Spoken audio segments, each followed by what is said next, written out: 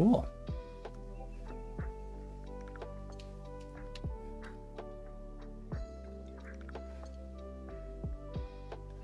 It still slaps.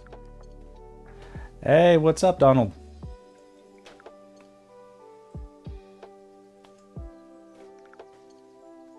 My thing is crazy?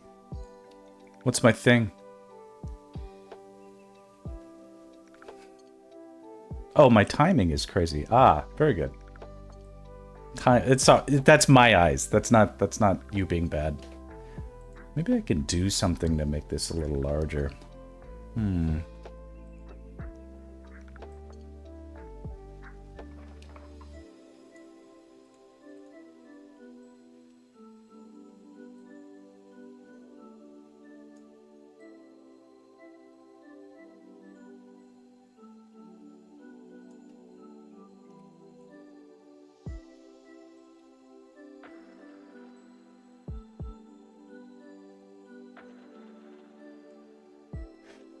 I saw you asked a big question. I'm like, let me go stream instead. No, it's that's totally fine.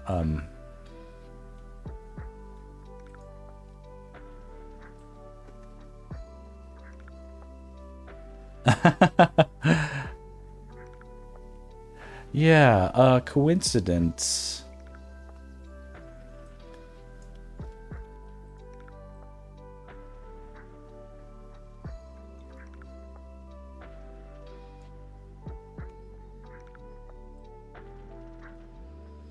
I'm more of a dodge questions kind of guy.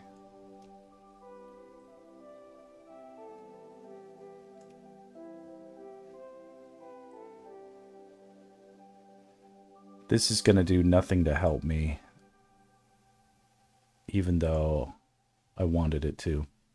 Oh well. I've slightly increased the visibility there. Your question, when I saw it, I was like, that's a big it's a big something. It's going to take me like 20 minutes just to understand what he asked. I'm like, let me stream while I have a window. We have 2 hours to stream, and then I'll look at the Discord and I'll check it out. I'll check it out. Noticed your streams and VODs for 2 years now. This question is one you need to answer at some point. Okay, I'll check it out. I'll check it out. Does it have to be answered on stream? I think it would be like, I'd rather do this now. And if you want me to answer it on stream another time, and maybe if it's good content, for sure. And Danny, happy anniversary. It's Discord let me know that Danny and I had been friends on Discord for 1 year, which I thought was, I'm like, only a year? That's crazy. Let's go.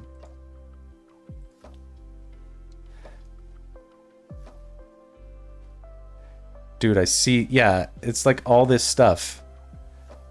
Yeah. This you wrote like an essay question. Like the question is an essay. So you can imagine how long the answer would have to be. But I saw that it was about composition, so you have my attention, as usual. Today we are starting to color. Yes, many more to come. Today we are starting to color this this lovely piece, and this piece will be goated. It will be goated.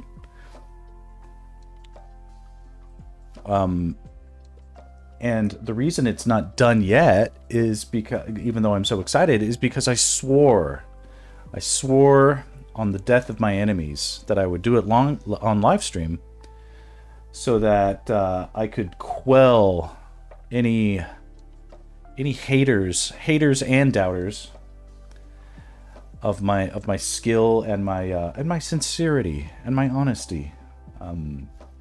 There's no place for these mudslingers in my universe. They must be eliminated. And hopefully eliminate themselves. Yes.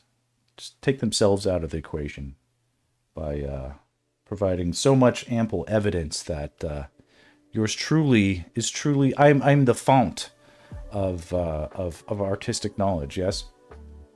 All right. Today we are going wild. My beverage is iced tea. And you know we're kicking it up a notch with the fresh squeezed lemon enhanced with the lemon peel, all right? Which not only, layering it at the top, not only filters the delicious juices of the lemon through the liquid and with every sip, but also it traps like the seeds and the smaller ice cubes beneath it. So all I get is that beautiful elixir of bitter, sweet, and sour. Oh, so good. We're going crazy today.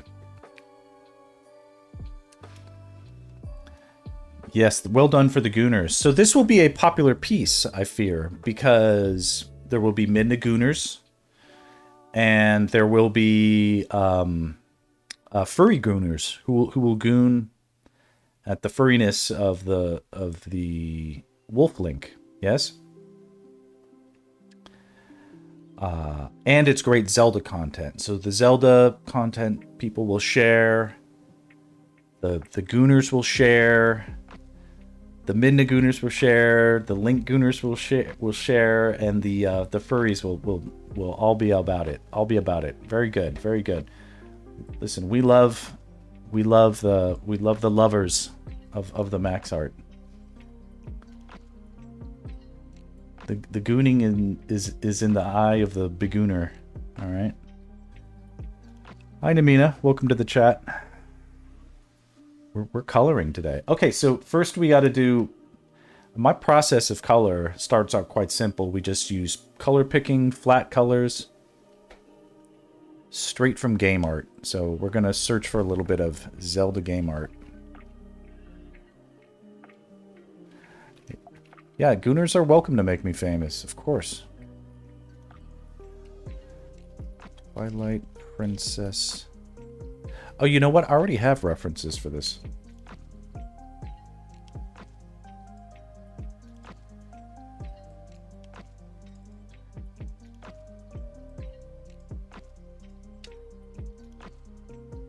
Oh, here's an old sketch.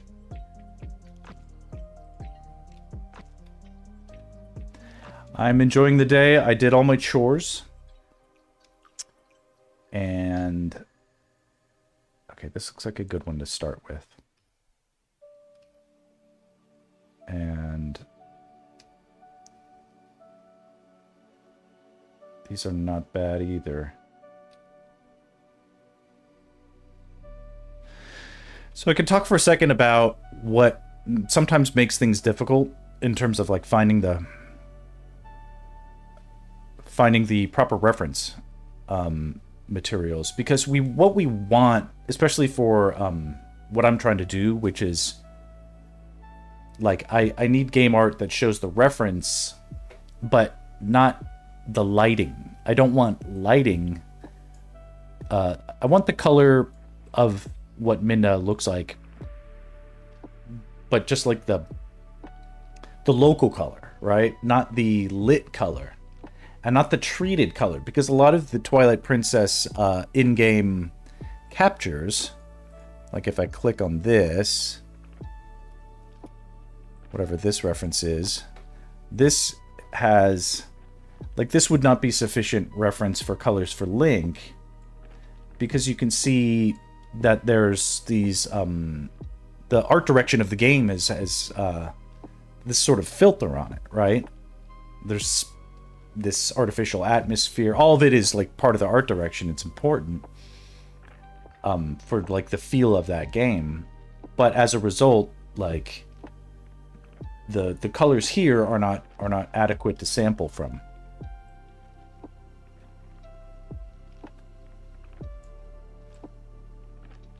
This very subtle neutral green, even though it's probably is not far from the actual local color, it's too far for my purposes. So if we go in here, I'm trying to just use my best judgment with my eyeballs and just sort of see, does this look like it was colored with like in-game rendering engines and stuff like that, but unlit, right? This looks pretty neutral, so I'd say this is a good. This is feeling like it's a good reference for Midna's colors. And then this looks like real concept art for the game.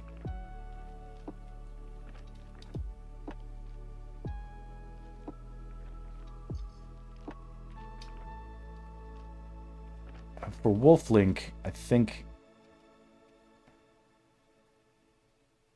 like this scene, for instance, it's been lit with like something to make it cooler, like the more blue looking, and so that wouldn't suffice, even though like Wolf Link looks really good here, and we can get a sense of like what is glowing and not glowing. We need a different reference for him. I think the best we're gonna get though is gonna be like this option. And even on this, I can tell there's sort of like this yellowing filter. It feels like it's a little filtered.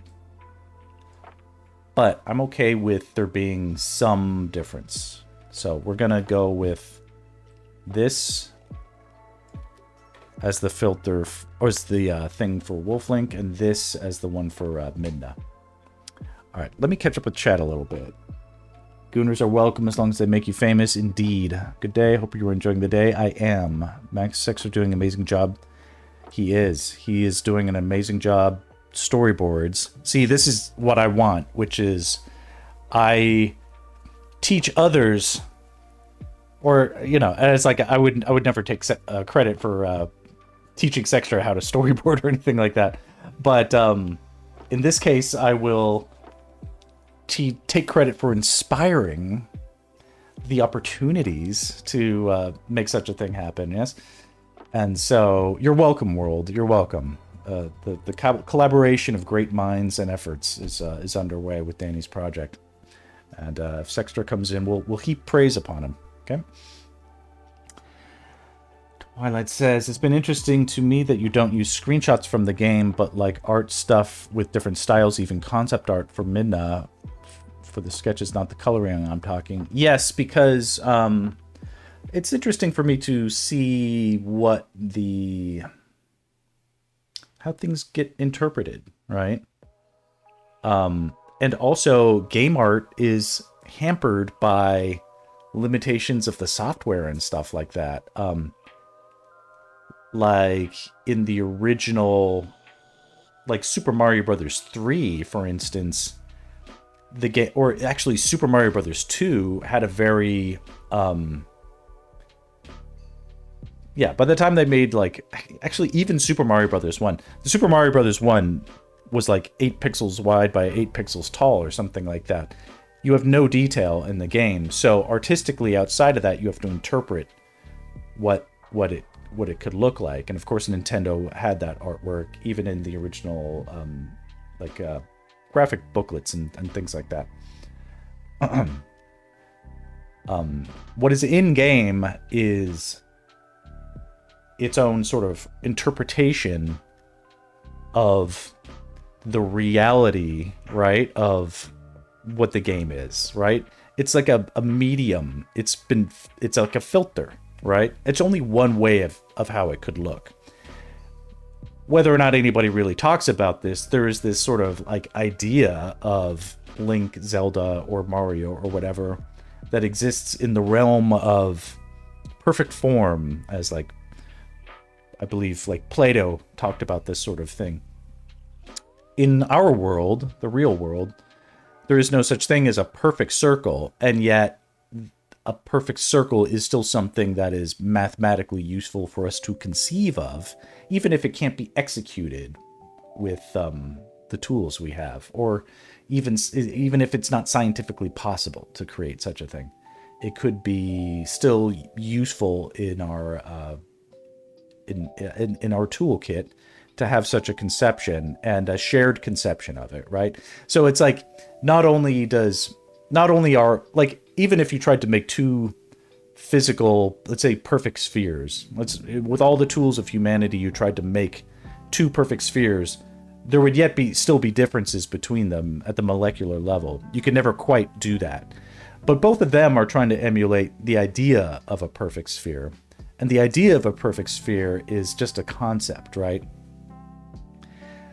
Likewise, Nintendo's interpretation of what Link looks like is just an interpretation. Everybody can have now, because we understand, like, collectively what this character is. Somehow it's in our heads, even though we could never physically hold or touch it. It's an idea that exists in all of us. And so if I can look and see how others have interpreted things, and they can interpret it in greater detail than game art can, for instance, or in a wider variety of situations or camera angles and such. So there's much, as long as we're using good resources, like good references to study from. I'm not bothered by, like, okay, well, you know, how do we know that's right? It doesn't even matter if it's right. If it's inspired by and it satisfies, has that satisfactory quality, then it might as well be right, right? You like this answer more than I expected? I'm on all cylinders this morning because I am rested and I've got my magical elixir of iced tea with lemon. Yes. All right, let me take a sip. All right. Just a little bit of philosophy. So, here we go.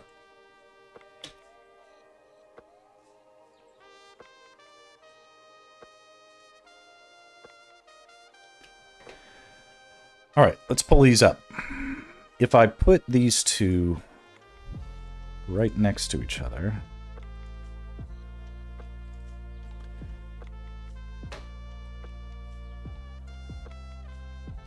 you guys can see that Midna's colors here are different than Midna's colors here. They're not, like, identical, right? Okay, I'm going to... This is a nice little hack. Put two references next to each other and then just screenshot them together. Then they become one reference. And then I can load them into my reference layer here.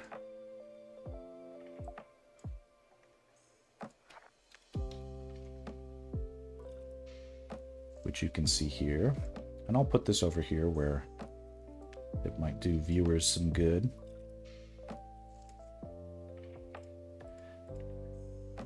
And this will save me a little bit of time because it floats on the image without affecting the image. And I can automatically color pick from it pretty simply. Just by sort of hovering over it.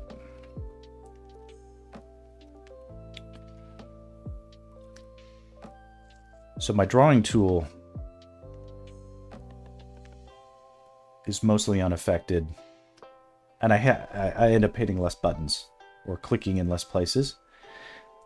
And it's not like that's a big deal, except if you have to do it hundreds and hundreds of times and it takes you like 3 seconds each time, it is a big deal. It saves a lot of time. All right, here we go. So, let's see here. Okay, last we left off, we established that this is negative space. So to create positive space, we just invert that, right? So if we select here, selecting, and you guys can barely see this probably. Okay, but if you can, you'll see those little ants marching. The ants in South America are marching. That's the selection, of course. So if we, and it's selecting the negative space. If we invert it, then we have the positive space of the image, right? Make a new layer. Fill that. Oh, I forgot to invert it. Invert it. Fill that. That's the negative space filled. Let's pick a different color. Okay, so now we can see this is the silhouette of the pop. One day I'll demo this correctly. Here. Okay, select the negative space. Invert it. Make a new layer. Fill that layer. Now you have the positive space apart from the negative space. So this is the silhouette, essentially. Now these are unclear silhouettes. What we're going to do now is separate the silhouette of Midna across from Link. And that'll come in handy later on. But for now, we can just make a new layer. In fact, all I really need to do is select layer content and then hide the marquee. Turn that off. And I'll make a new layer that says Midna. Midna flats. And this is what we'll do.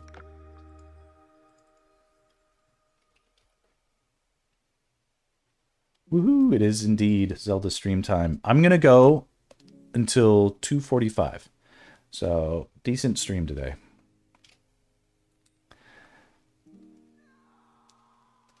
Sextra enters the chat. Sextra, let's all give it up for Sextra.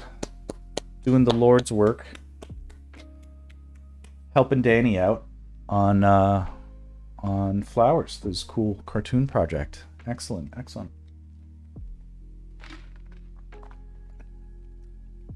I need the applause button. Where's the Here, I gotta start doing stuff like this. Streaming effect buttons. Soundboard. Yeah. Oh yeah, I remember this one. Search for applause. Here we go. All right. This is what we got. This is good stuff. Good stuff, man. And maybe one of these. All right. All right. All right. This will be bad. I'm going to abuse this.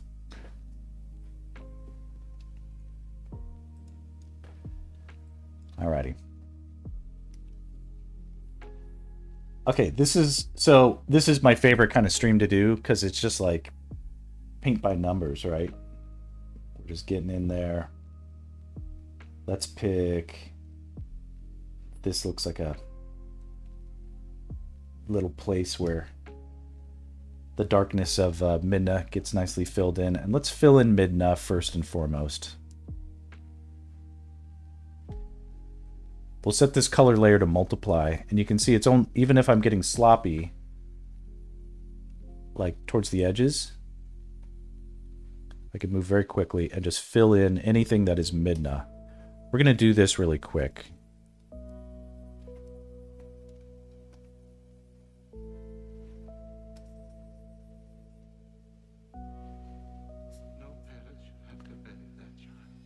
Only Midna, and in a second, we'll see that this sort of does two things at once. Well, I'll give us a little preview. If filling in the negative space automatically shows us the positive space, just the reverse of it, right? It's like math. If we fill in only Midna, okay, can we use that same technique to fill in only Link? All right. Is that what do you guys think? Put W's in the chat if you think that method will work. See, I saw another streamer say that one time, so. Or you can put F if you think it won't work. WW. Yes, indeed. It will work. It will work.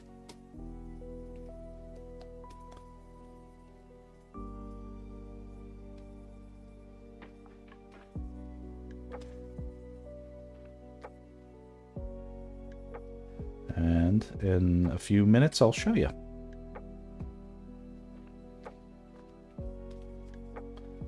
But this is a nice meditative kind of exercise, right? Let me make the brush a little bit smaller. Minna has some of these scruffy fur details that that we got to make sure we honor that. I think it was last stream I was a little bit curious if there was any kind of fan theory or anything about whether or not Midna was kind of like a cat. She certainly has a kind of tuxedo cat patterning, right? As I was drawing her, you know, the long ears.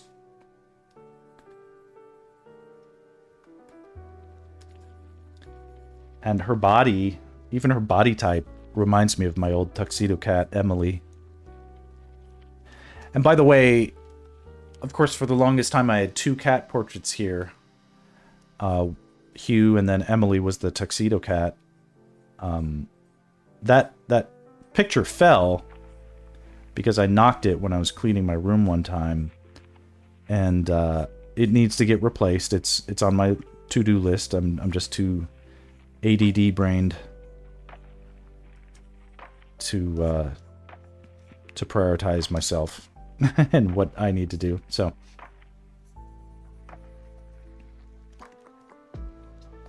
anyway, that'll return one day. But I'm pretty knowledgeable about tuxedo cats and how they look, and she just reminds me of a tuxedo cat.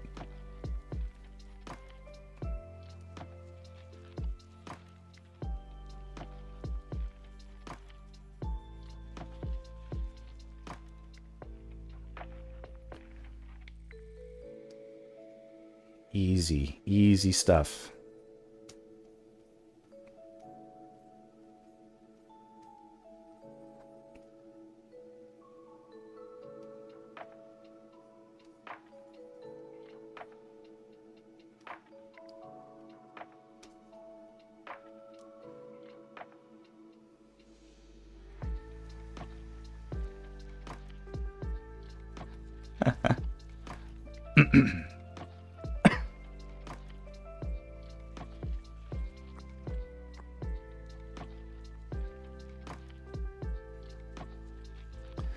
Some of this does get a little bit like where you have to make a decision, like where does the fur end and Minna begin? For the most part, I've made those decisions with the line art, but somewhere in some of these instances, it's a little unclear even to me what I had originally intended.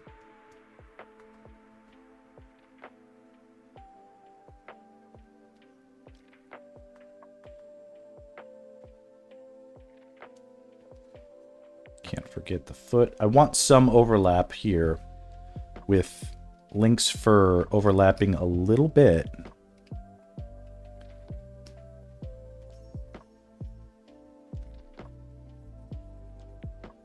With Midna. So I'm gonna bust out a rarely used eraser tool.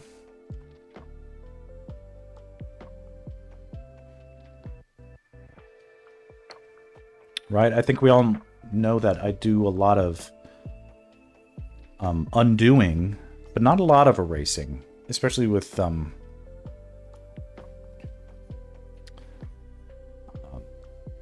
my drawing. Now, the eraser is a good tool to use. I almost never use it in my storyboarding for reasons that it's just sort of niche, has just more to do with like my approach to that work.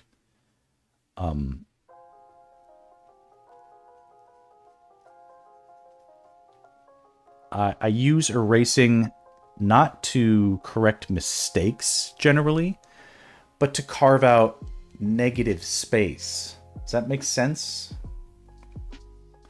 In my storyboarding, I'm not as concerned with like positive and negative space, although it does come in handy. Namina gets it. Erasing is, if you're using erasers to correct mistakes, that's a good, like, obviously that's kind of what erasers were originally for, right? You make a mistake, you correct it. An eraser, when you are using a disciplined, like strategic, layered approach to art, an eraser, especially if that eraser has like a gradient to it, you know, you can deftly control edges and the transition between positive and negative space. Something to consider.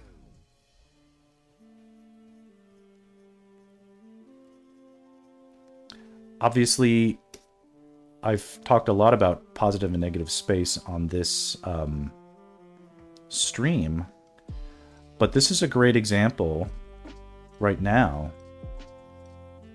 of positive and negative space and silhouetting being strategic in the pieces that we create.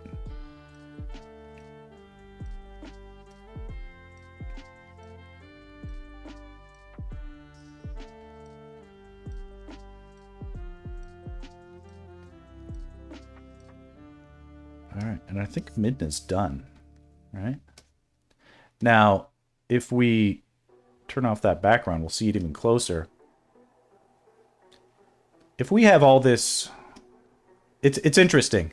So if Midna and Link are the same color, for instance,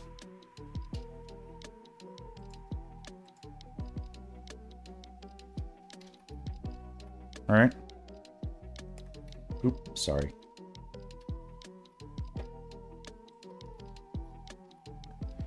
Here we have Midna and Link, and they're the same color. So even against the negative space of the background, like if you didn't know what I was doing and you just looked at this, you'd be like, I don't know what this is, right?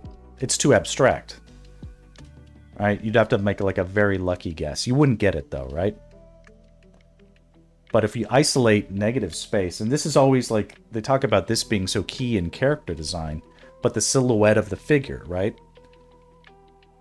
The silhouette of Midna is so goated and iconic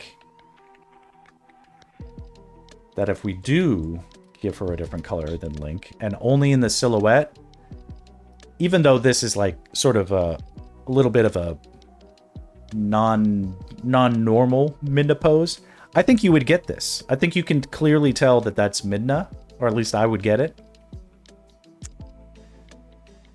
And with the context of Midna being clear, and like, oh, and that's got to be Wolf Link that she's writing on. Of course it is. All right. Listen. It's all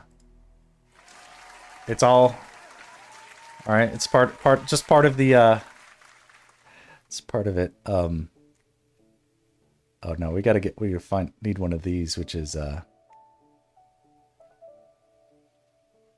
small crowd applause.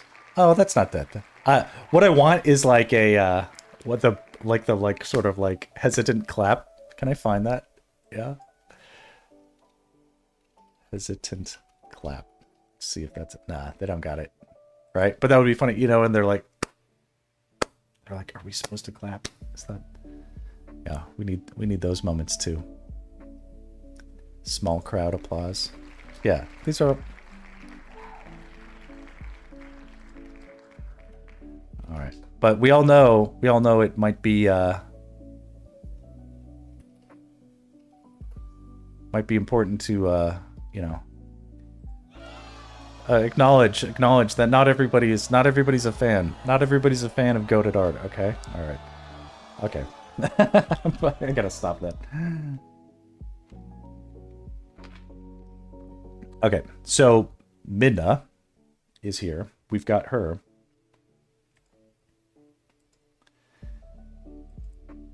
All right, in the positive space, if we duplicate the positive space, fill that in. Let's make it a light gray. for instance. We'll make it a light gray.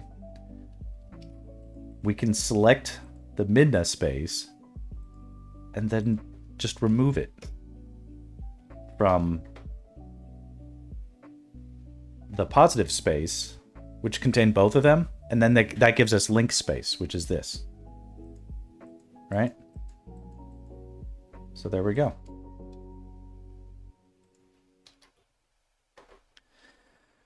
So you can sort of be strategic about this stuff. Save yourself a little bit of time. And some of us may note that, hey Max, I noticed that around the edges of your pieces, you kind of get a little bit, it's a little bit sloppy. How come you do that? Don't you want to get in there and get all that little bits of stuff? And to that I say, I acknowledge it's sloppy around the edges. There is a quality to perfect edges that is extremely artificial.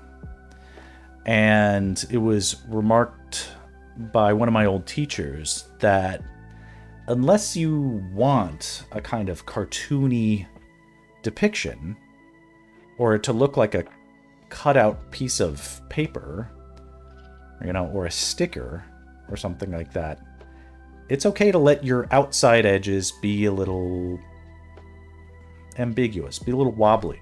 Why not? You know?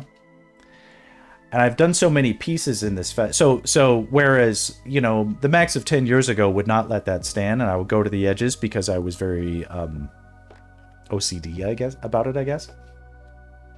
The Max of now is disciplined and embraces imperfections, yes, as part of the humanizing and sort of like an anti-AI kind of proof. Like, I leave in mistakes and do things that, you know, that's my artistic choice, basically. There's room for that. And anyway, it's the edges of the piece are not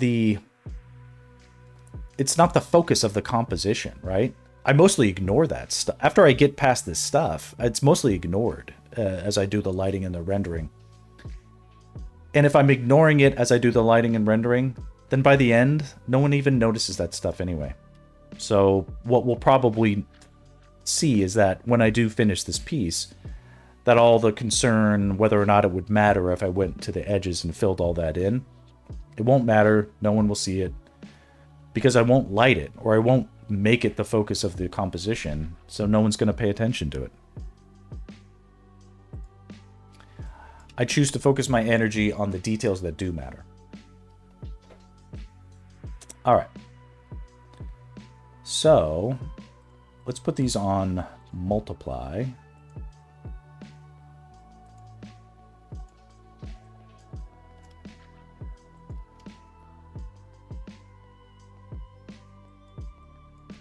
Because now we've got those spaces separated, but we need to actually give her local color now, right? So local color is like, this is like the color that like a child would pick out of a box of crayons to color something, or it's like cartoon color. It's just color separations that are unlit, untreated. They don't have any effects on them. They're not meant to appear realistic. It's, you know, under the right conditions, a green can appear blue, or it can appear gray, or whatever, depending on the light you're shining on it, or how much atmosphere there is in front of it. But we're setting aside considerations like that right now, and just getting the what is the color kind of thing. And for that, our best reference is this character over here. We'll take a fun little swatch. It looks like she's mostly dark.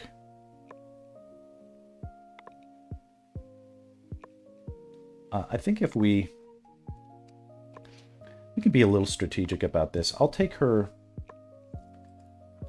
little sample from her cheek, and we'll just take it as a given that that's like the color that we could use for her to start with.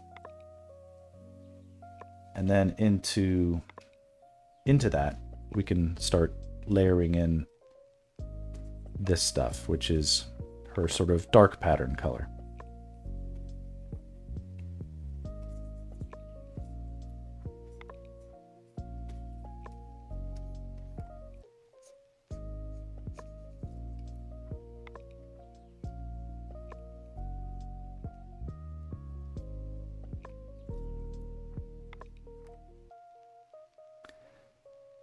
It's interesting. So even on Midna, there is this kind of like positive and negative space aspect to her.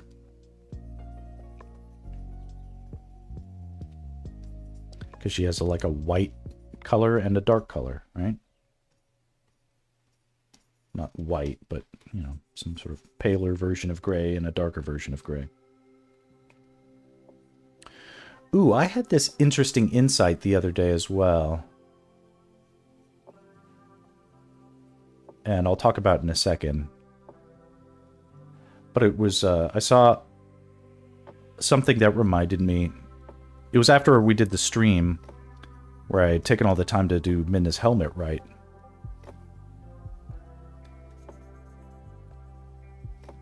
So after doing Midna's helmet,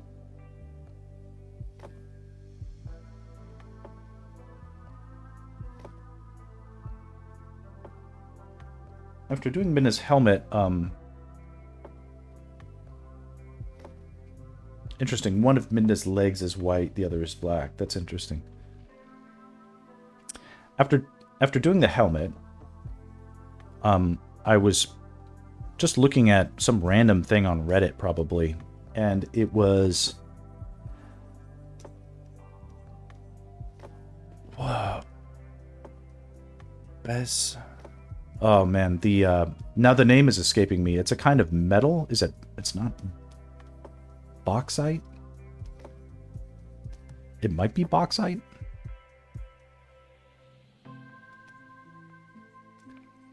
It was like a geometric metallic crystal.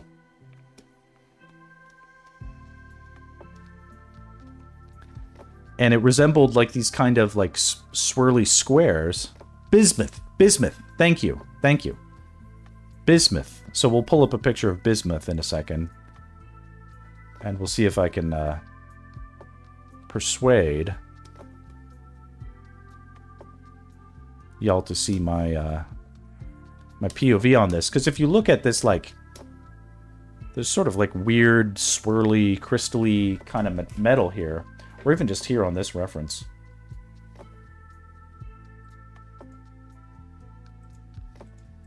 We zoom in.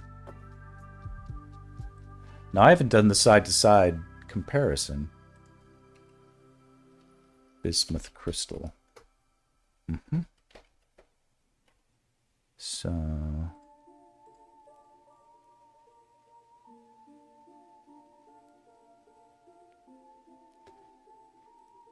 looking for some interesting... like this'll do.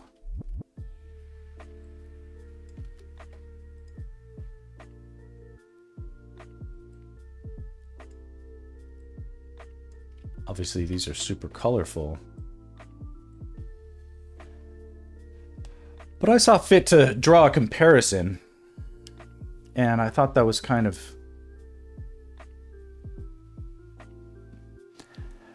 can't believe that stuff's real in this day and age. It's interesting. You would I mean, it's a cool comparison. It made me think a little bit. Yeah, I'm like, man, that's kind of like a, you know, there's some amazing stuff out there that you'd be like, no way, that's just AI, or it's got to be, or, you know, whatever.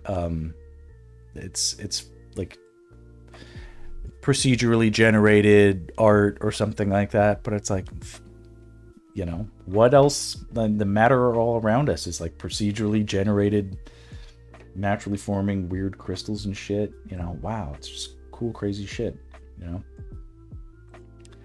Inspiration for this stuff comes from multiple places. A bismuth crystal could have been one of them, you know. speaking as someone who, I'm not an art director, but I work in proximity of that stuff, and I've had to, you know, sort of art direct my own small projects before. You'll look at something and you'll mentally sort of, you'll be struck and inspired that, oh, that is cool. If I ever get to work on a game and have the chance and opportunity to do so, I'm going to borrow that design and pitch it as something that could work. Because I haven't seen it before and I want to see it. And then if it gets picked up, then I can take credit for my for designing something cool, and I didn't even have to design it at all. I just used what was readily available in nature. And nature doesn't mind.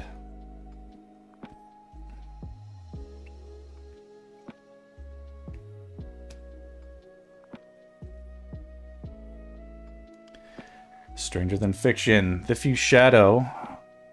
Her helmet is one of 4 parts of it. Oh, interesting. Was made by the Dark Wizards or something, so crazy crystal like that makes sense there. It's the sense of magic. Interesting.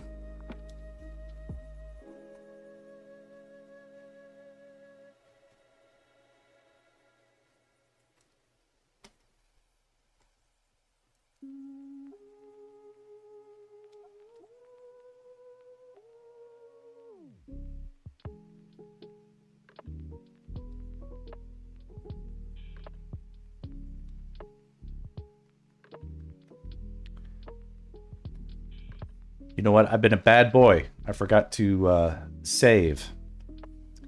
Gotta be iterative saving throughout this process to fully capture the creative flow.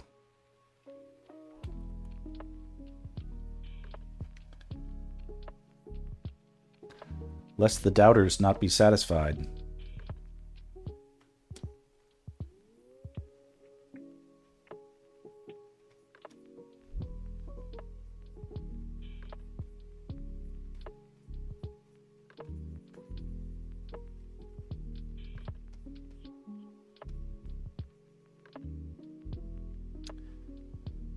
Have you guys ever heard of Radiolarians? Radiolarians? Do you know what that is? Don't look it up. Just say yes or no.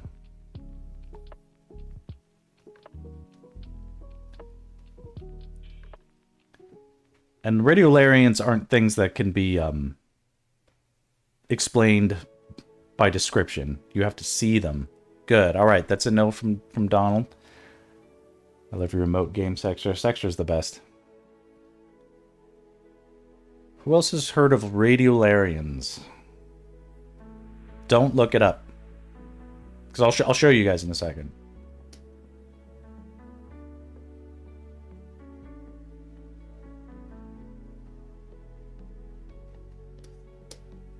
I have not. All right.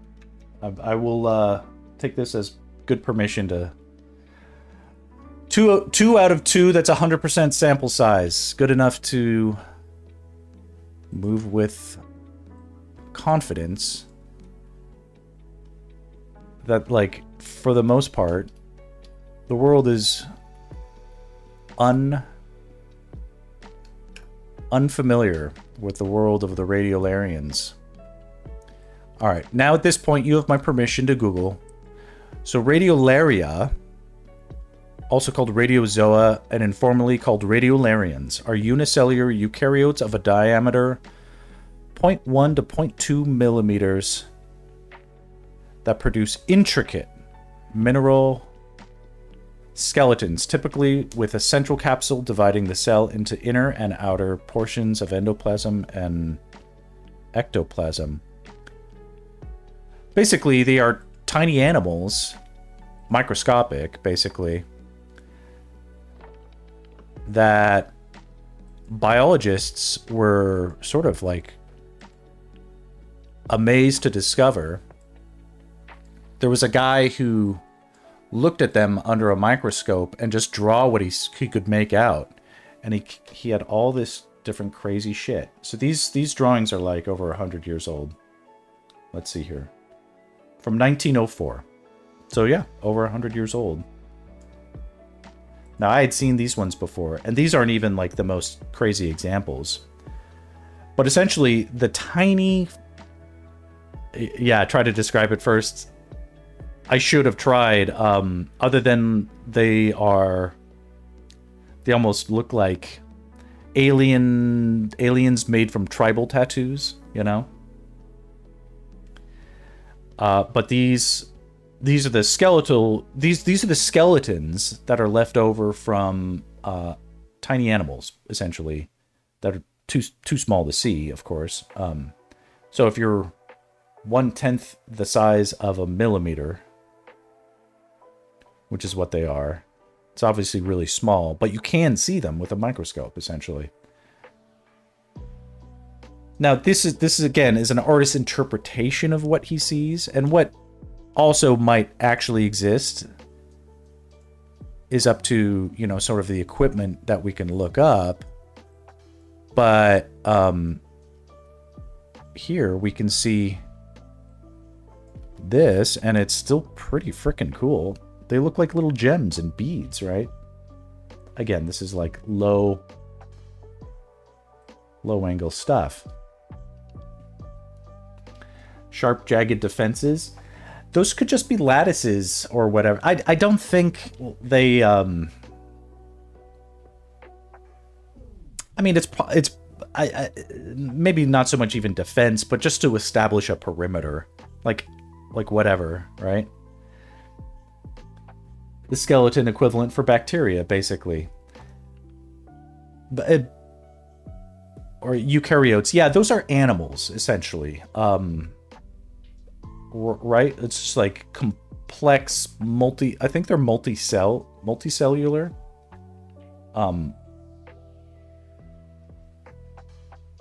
What did I just read? Are they multicellular? Anyway, each one is different. They just sort of like grows differently. So like there's an infinite pattern here of infinite options exist in the world of the radiolaria.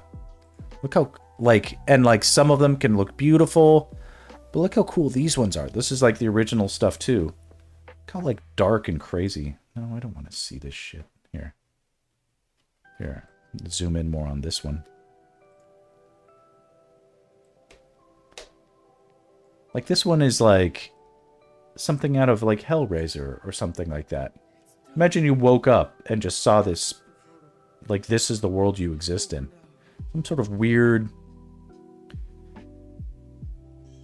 like Tim Burton-y kind of abstract, kind of crazy, like what would you even, what could you make of this kind of world? This isn't AI. This is not AI. Bizarre stuff that, so like I always think about this stuff as like, how come people aren't like, I don't know, just passing on some knowledge here. Any future budding like game designer or filmmaker looking for like an aesthetic language that is natural, exists, you could reference a trillion times, that is just sort of repeats infinitely in all sorts of different ways. There's a potential here to do something cool with this inspiration, right? Wonder what Gaudi would have made of this. Yeah, exactly. Yeah. Imagine, like, well, he probably would have thought they were cool. He may have even known about them. I'm not sure how old Gaudi was, but he or Gaudi, I'm not sure how to pronounce it right? But it's let's do the audience a favor and make a solid comparison here, because not all of us are aware of the influential architect. I believe this is the Sacré-Cœur. Maybe? No, that's the French building. This is...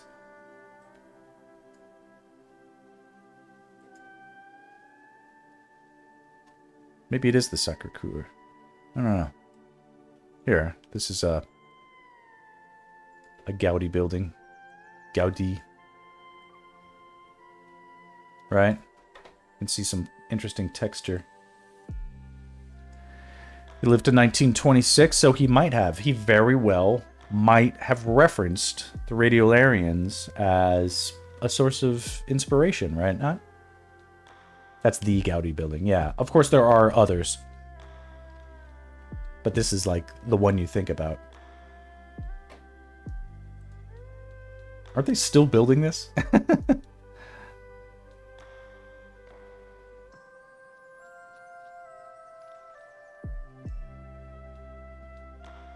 Sagrada Familia. There you go.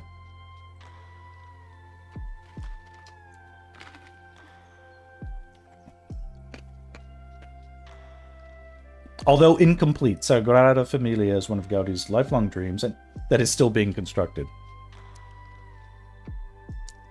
Hold on, hold on. No. No, no. Don't do it. Okay. Don't do it. Don't do it. All right, because I don't want everybody to do it. I don't want to do it.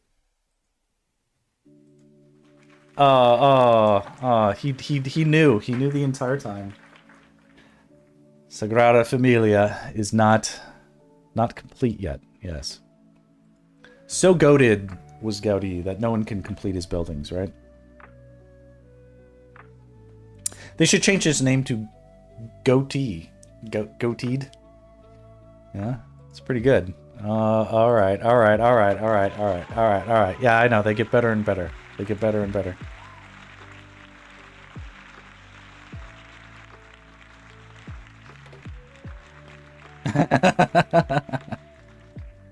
No, there's no booing allowed today. Only incessant praise. All right. Despite my my tangents, I think a little bit of art lesson, little art history, little art architecture, and some biology in there too. Yeah.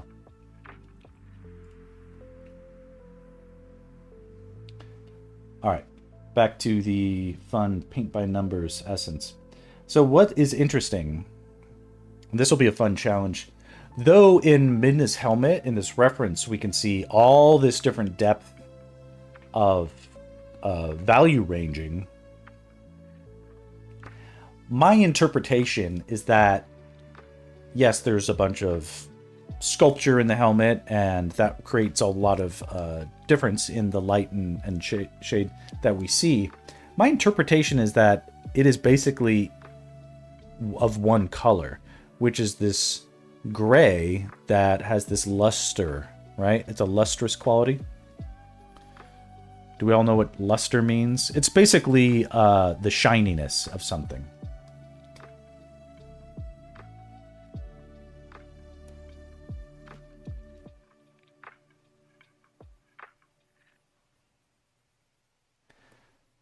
It has the luster of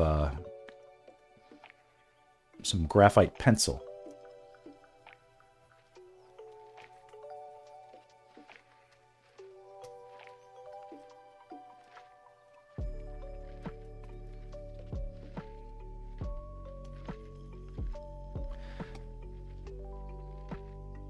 The luster effects is part of lighting, so that's not something I'm going to be tackling right now. So it just gets this basic gray treatment. It's kind of an interesting question, like, what is the color of, like, shine, right? Like, we all know that, like, yellow gold is yellow, right? But if you use yellow as a stand-in for gold as a local color, it doesn't quite seem right. But you have to start somewhere, right? So you do. You start with yellow, if it's gold. And in this case, because it's a lustrous silver, that's where we start.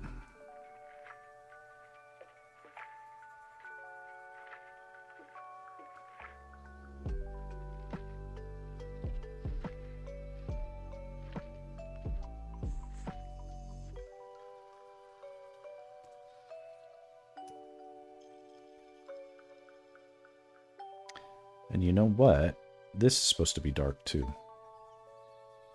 This area right above her eye.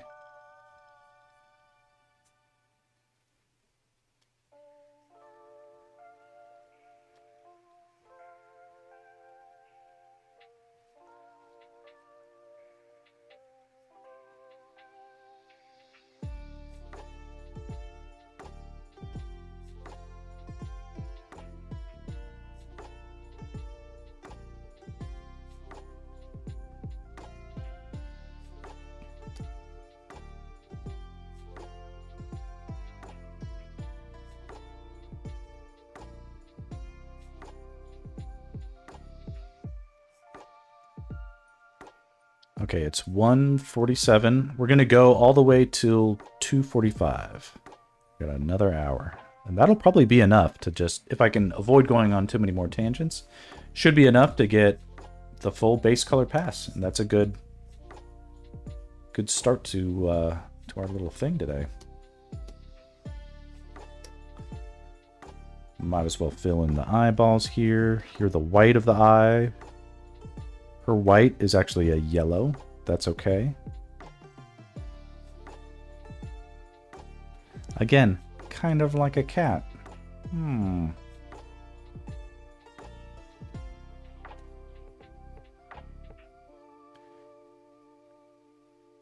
Big red irises. No, reminds me of a cat. At least a little bit. Yes, I've converted you. And I just sort of feel that, like, even if they're like, well, she's not supposed to be a cat, so let's not call her a cat. Let's call her an imp, you know, or whatever. I mean, there's no reason, like, a game's storytelling and lore and methodologies, they don't have to make sense, right?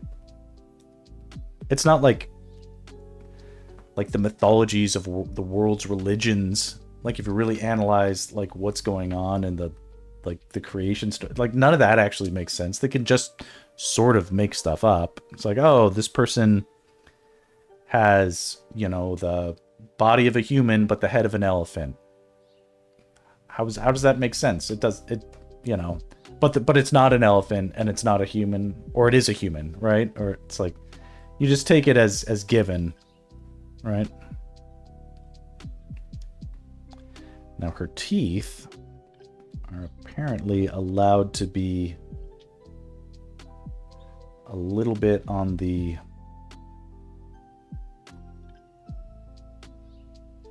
like, her teeth don't have an unexpected color, but I'm sort of afraid to go too crazy with them. And, like, let's assume it's okay to make her tongue red, even though we don't really see that well represented.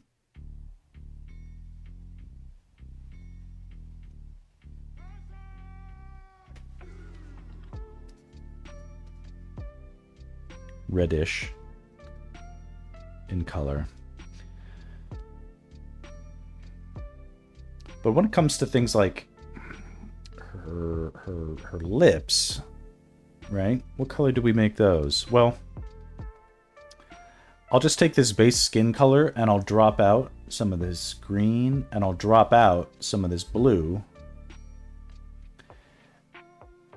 And I'll leave the red where it was. What essentially it does is add red, but make everything else darker. Or it'll sort of make it darker, like the lips are darker and redder. Let's see how that works. And you know what? I think I like it.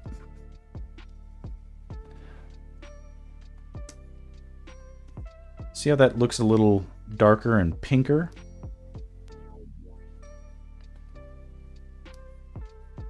What do we think? Is it looking darker and pinker? Right? Can make her nose a little bit, kind of have some of that color too. That's kind of like my thing, is I'll make space for the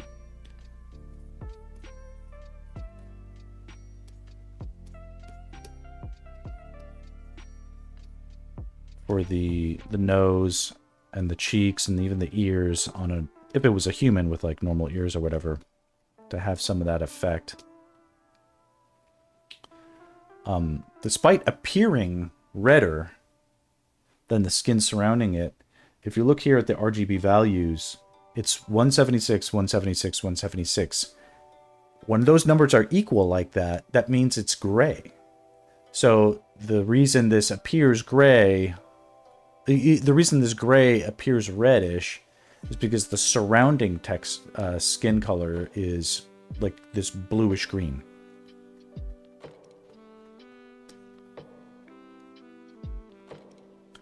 I'll give her a little bit of rosy cheek on this side. A little bit here too.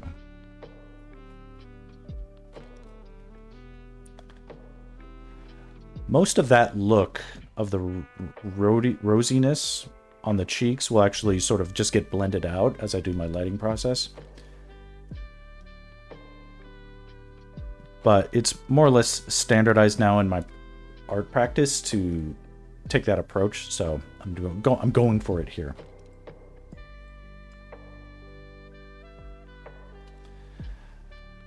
What we're also seeing on Midna is an interesting amount of there are these like body tattoos. Some of this doesn't look as much like actually Donald, if you're still in the chat, I'm curious, do you know if Midna's sort of tattoos, are they glow, right? It's not so much a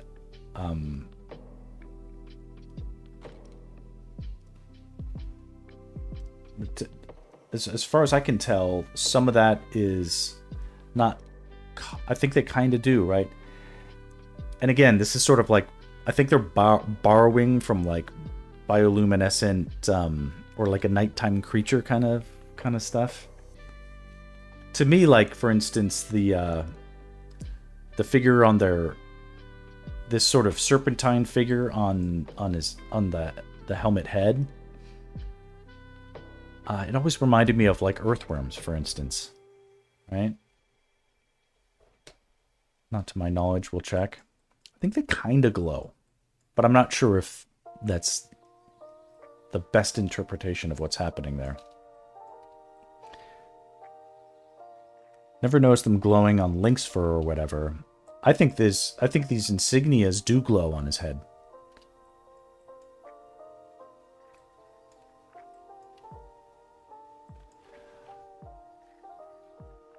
I'll move to the hair question, which is also its own sort of issue.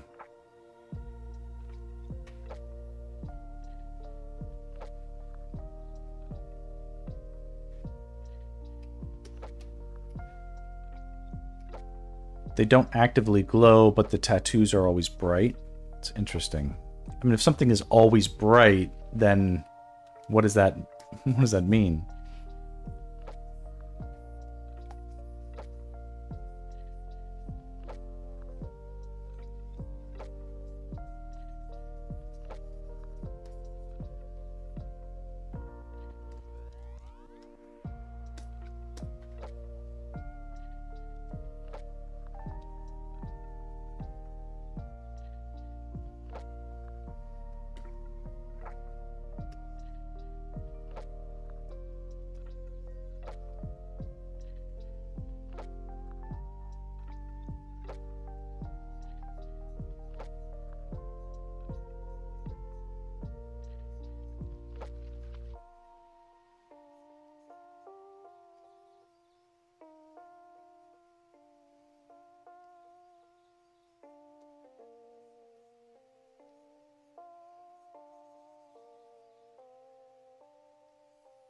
Okay.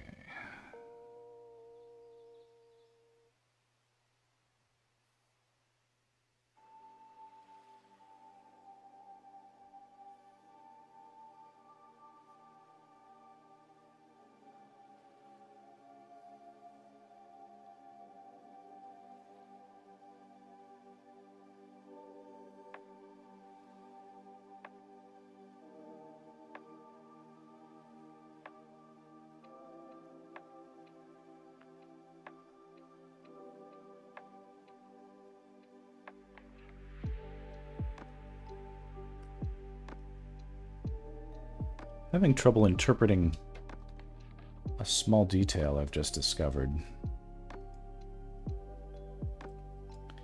Here,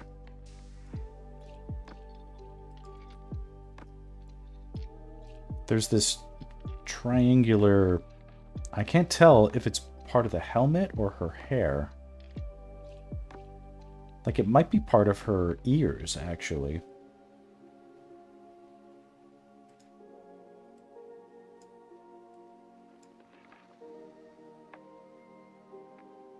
I checked. It's basically what Sextra said, but I can imagine they would have made them actually glow if it didn't take computing power. They look hacked, glowing, but don't shine. Yeah, I think they have like a glow in their surface without sort of like projecting light.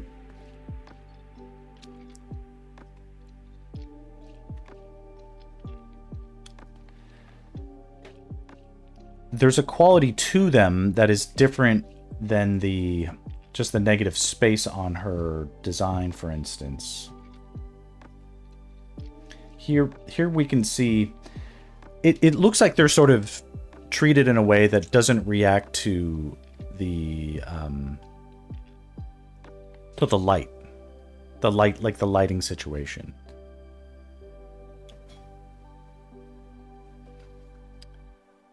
It's sort of like magic. What I want is to see... There's two things. I'm trying to decide whether or not to tackle this as an effect that should be started now. Basically draw the unglowed version of whatever this is. And I think I should.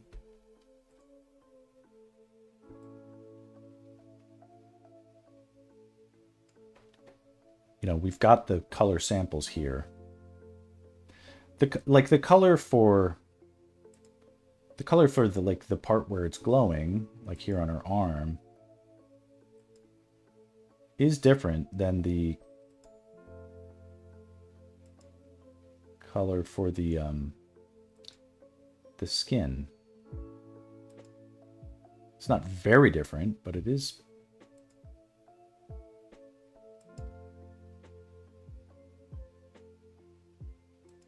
Or isn't?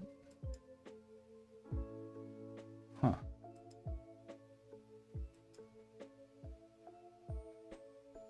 It's kind of not trying to be.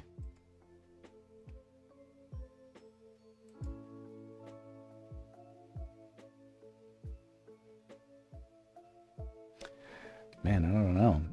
It's like they sort of went with something that was cool, but didn't really bother to like make it make sense. Hey, Ace. The tats is an iconic part of her character dressing. Yeah, it has to go in. I just feel like I would know more. I would feel better informed, like, if I understood, like, oh, these are tattoos. Like, me calling them tattoos doesn't make them tattoos, right?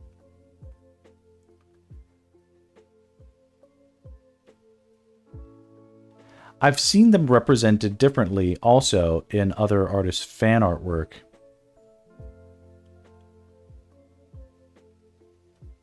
And so I'm not going to treat this as a mystery that must be solved, right? Okay, without sufficient evidence to make decisions otherwise, I'm going to do this. On the darker part of her arms, where we know that it needs to get represented somewhat. Oh, yeah. I can pick a color for them that is representative of... Huh. Man, this is tricky.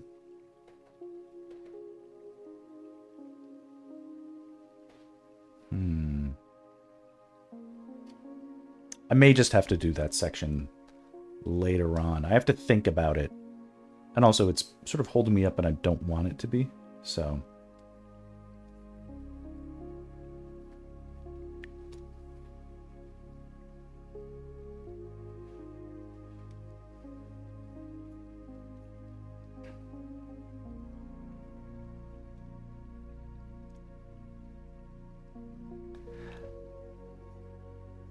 It's like, yes, this stuff is iconic to her.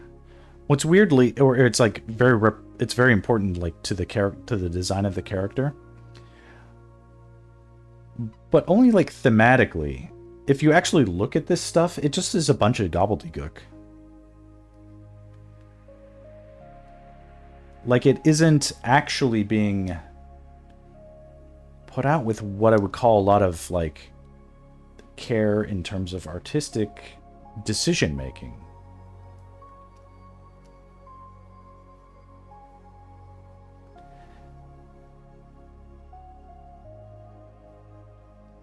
And so I kind of need to be honest with that and not get overly precious about like, oh, well, that can't go there because I can't see it in the reference or whatever. The Midna police will not come for me.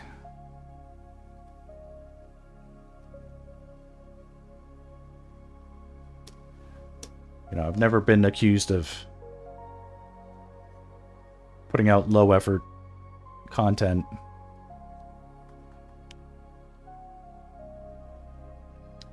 And that stuff will look better later on. We're just going to have to trust the process. I always just add them in post. Yeah, pretty much. When I was drawing her recently, I got close but didn't follow the pattern to a T because I felt the same. So long as it's relatively close. Right. To read as Midna, it doesn't have to be exact. But where I can... So where you can clearly reference things, I think it's important to try.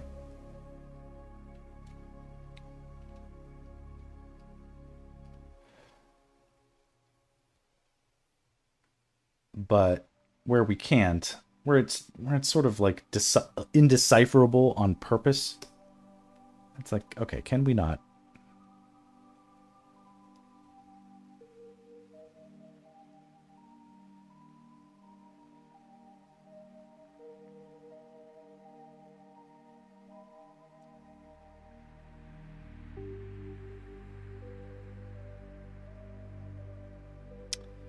I'm going to try and represent something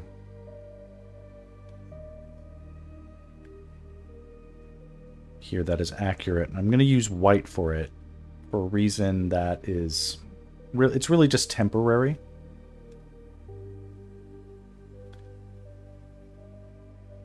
But I think will save me effort down the road.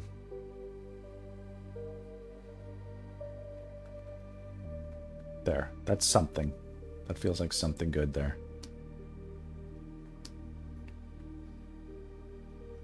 Okay, and up here we have her ears. Her ears have these little bits on them too.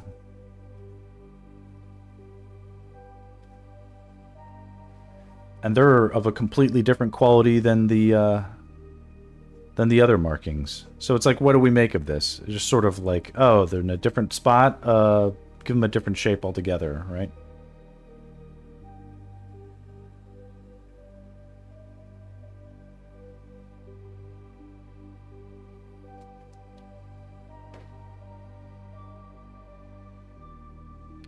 You know what I'm also seeing is this kind of has to be more like this. Yeah, that feels good.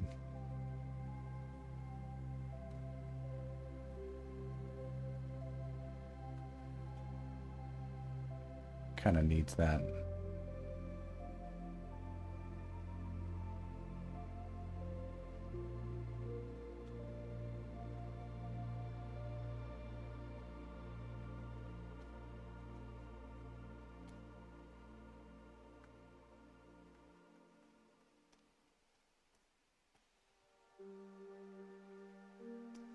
Then let's do the same over here. It looks like she's more or less symmetrical in that regard.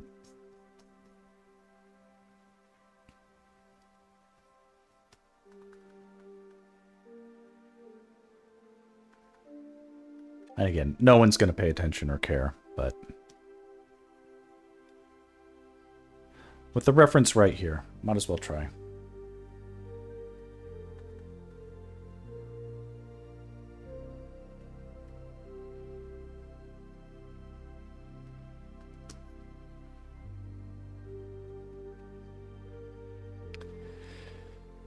There is a kind of visual theme here that, if I point it out, I think we'll all start to see it. This was a little accidental, but just given the characters, their natural forms, it's something I noticed, and And as we move forward, let's try to pay attention to what I'm talking about here. Is if we look for this kind of shape,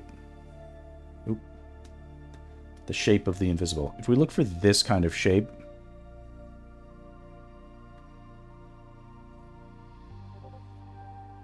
something like that.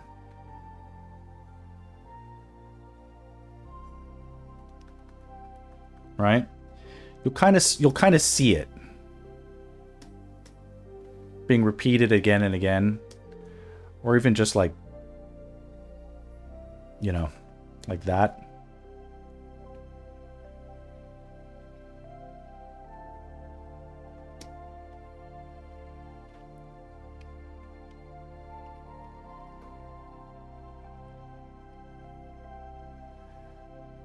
Even if it's just in the sort of angle of Link's head, the movement of the ears.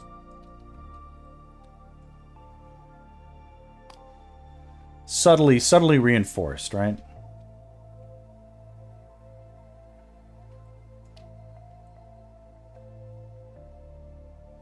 Okay, Midna's feeling pretty much done.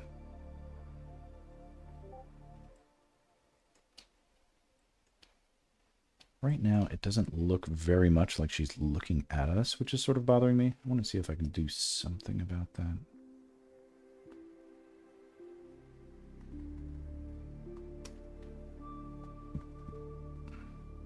Even just that tiny bit seemed to help a little bit. Okay. On to Link. Oh, wait.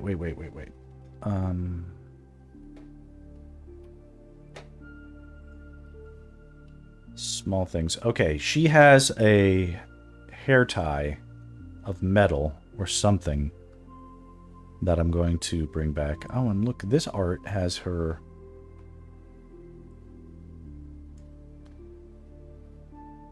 Those are like green. That's interesting. Her tattoos are like bright green, kind of. That's interesting. Her hair also feels like it's darker and redder towards the base, like where it's closer to her scalp. You sent Midna tattoo images in Discord. Thank you. I will look. Let's see here.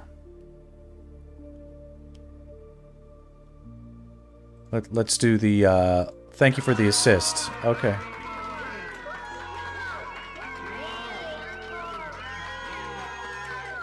Wow, that one was not good. Let's do this one. All right. Thank you. Thank you, Donald. They're like green or bluish depending on the artist. Yeah, there's so much variation, even in the like concept art for the game and stuff like that. Like, why can't there be like a consistent decision on it, right? But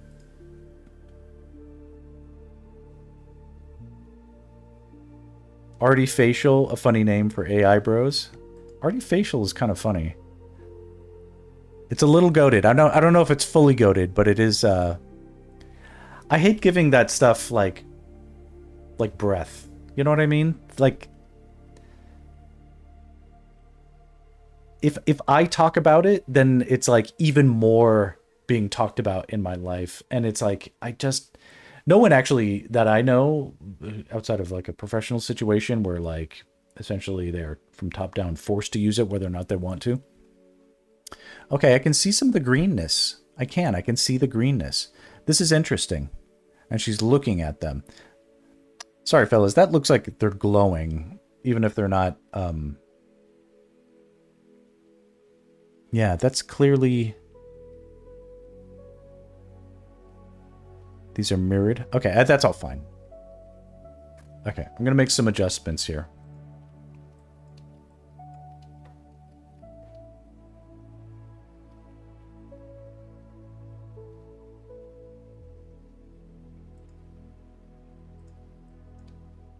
I think I can...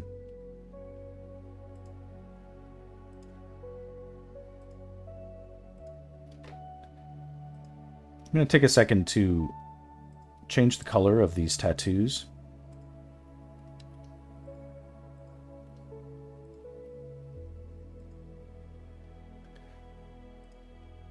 I do want to give them a different quality than just the negative space on her skin, essentially.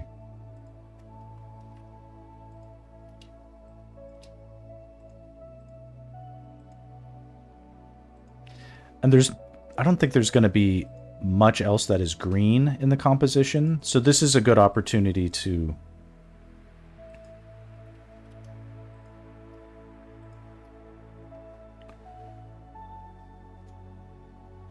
introduce that color.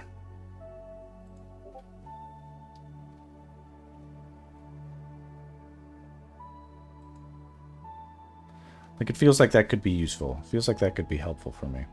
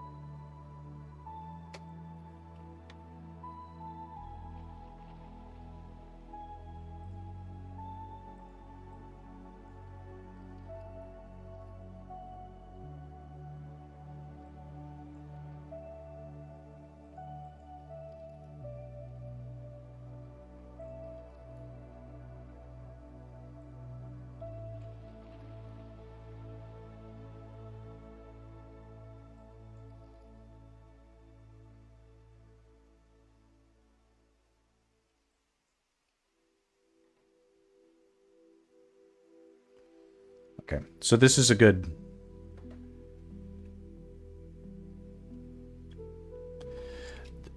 And so just so you know, right now this is sort of like a stand-in color. This is not the final. What I need it to be right now is a color separate and differentiated from the other colors.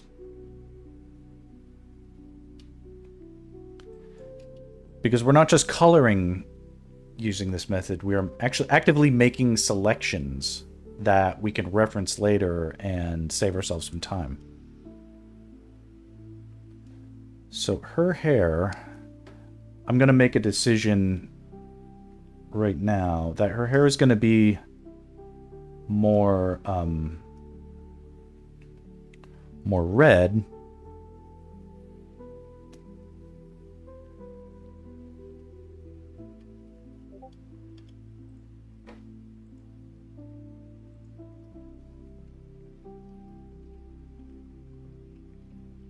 It's going to be more red where it gets closer to the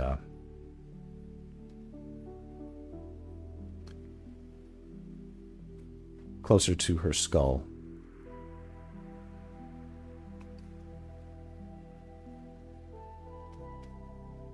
We'll just have more of that red option.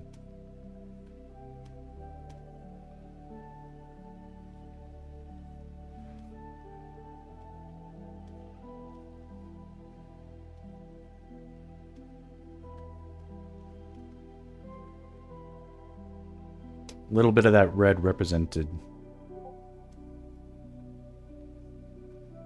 is a good idea. And then this is her hair tie, and it is gray. Boom. Oh, wait, no. This is her hair tie here. And it is made of stone, and it is gray. Or whatever this material is. Okay, that should be good for Midna. The Midna's tattoos are on their own layer, and I will be able to color them in isolation and be effective throughout the process, having done so. Let's do a quick save.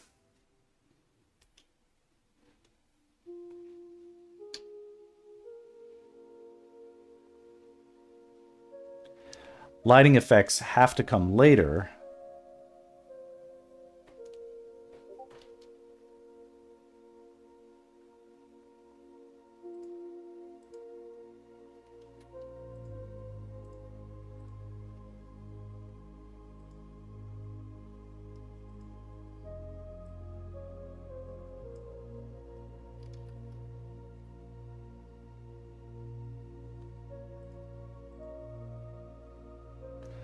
But starting to think about them now is a good idea. So we can strategize.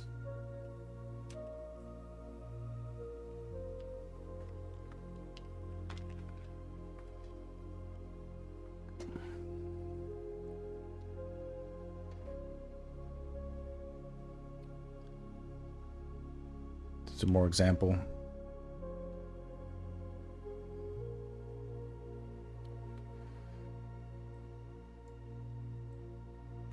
Donald says, put more stuff in the Discord. It looks like the shape her people have been turned into by the bad guy. Ah, interesting. While that might be true, I'm just not going to worry about that stuff.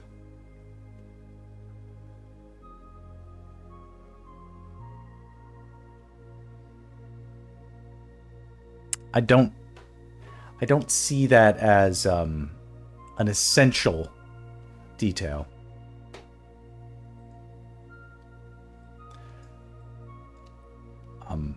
Maybe we come back to it with a different opinion later, but that's why we give ourselves some time to work on these. Okay, let's move over to Wolf-Link. Midna took forever. Let's hope Wolf-Link is not that same way, but might be. I'm gonna go with the color of his skin being basically, it's like, where do you choose to take these samples from is a question. And I'm looking for like an unshaded portion. You know, he kind of has these white socks, which of course are not white.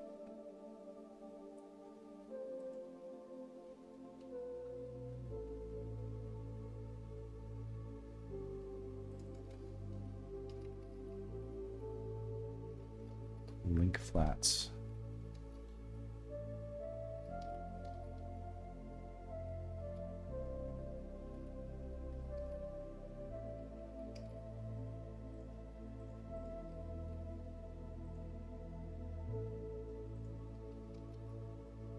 Okay. So this is like the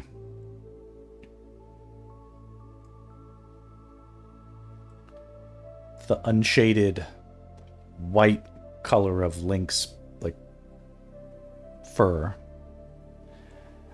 And then everywhere else, again, this is like positive and negative space within a character, even. Character design. We'll use this. That looks good enough to me.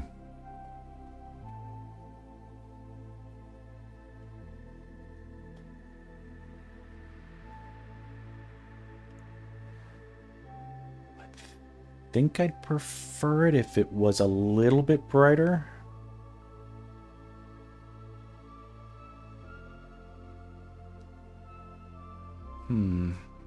Right now, let's just color it as it is.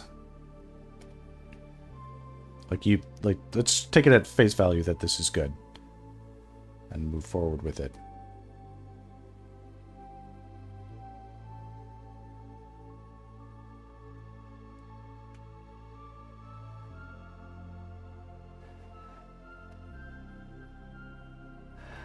Like, I think if I was drawing a thing of Midna and we could totally see her, like, her booty, and her booty was well represented, and we needed to make sure there was accurate details there. We had to do the proper amount of research, you know?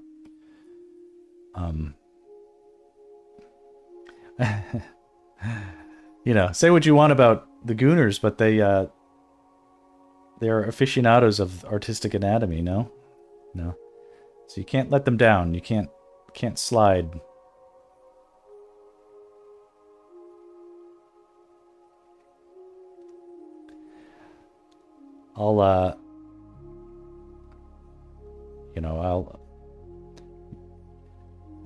The art of Rake is, it's not to everybody's taste, But I'll tell you something. That guy puts in his hours in the figure drawing class. He puts in his time.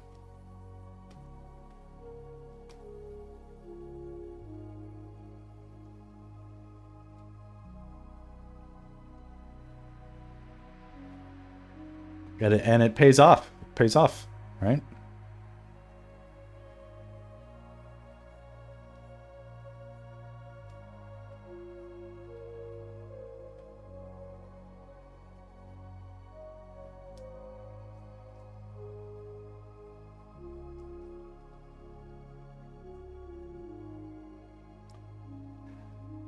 He looks so much cooler with this this is pattern implemented, right? Damn, what a difference. Quick save.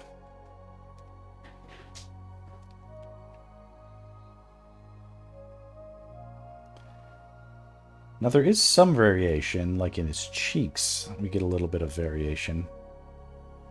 So that's interesting. And it looks like... I can't really tell, but it looks like they keep his blue eyes.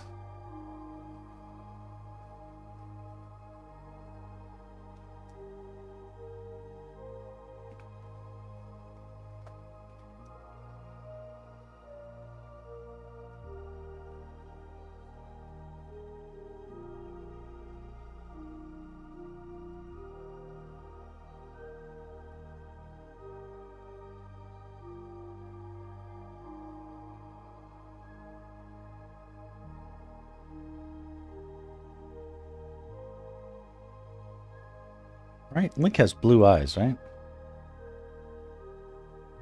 Here they've just darkened them all to hell, but let's do ourselves a favor. Bring back some of that color.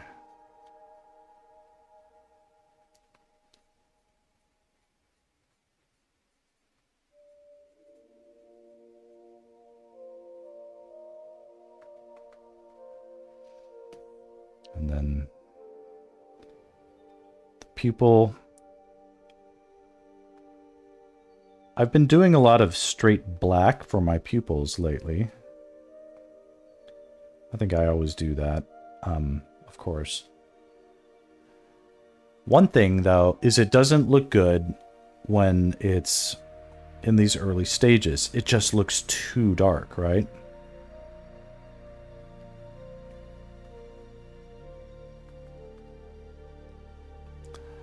So artificial looking. And even on Midna, it's like, it sort of like, it feels like it takes away. And so I'm going to change my mind about that. And let's just go with something artificial that has a color that is dark. It's mostly gray. And just see if that helps restore a little bit. Because I'm not a fan of how it creates this sort of like void, right?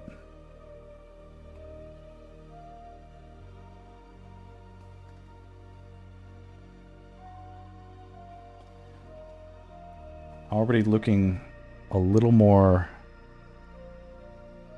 alive.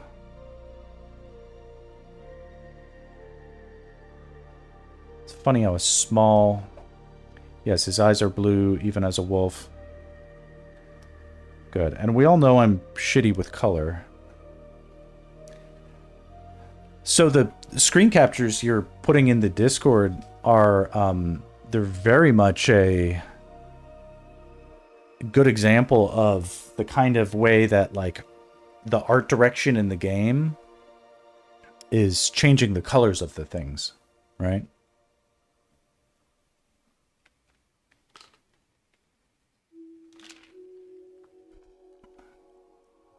So you can kind of have this relative sense that, like, yeah, those eyes are bluish, but it's like objectively, it's like everything is just sort of like this sepia color. They're blue. We're gonna make sure they're blue.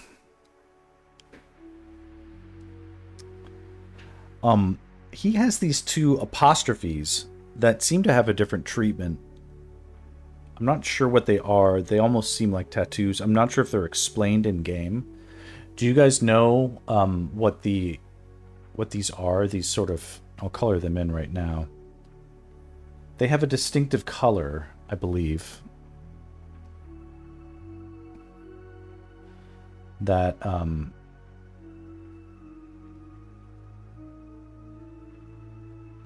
it's a little puzzling to me.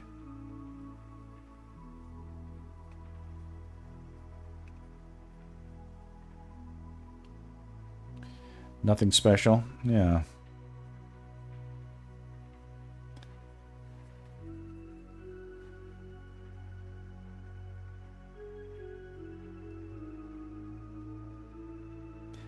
It's just sort of like, well, what is that? Well, that's just character design.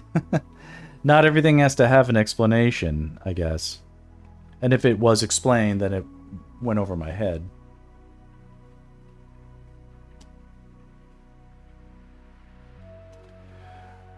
Whereas, like, this part that is on his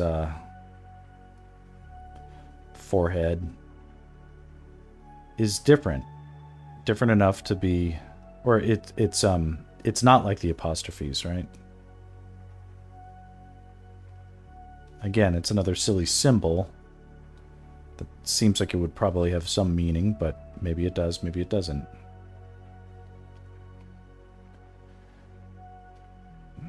They might be like 1% brighter. I think they represent the two souls you pick up in the Twilight Palace. Wow.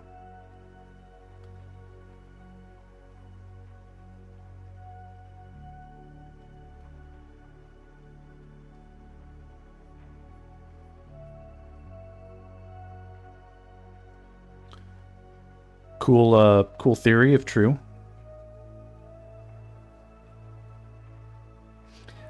I appreciate this commentary, these insights, you know. Maybe that's true.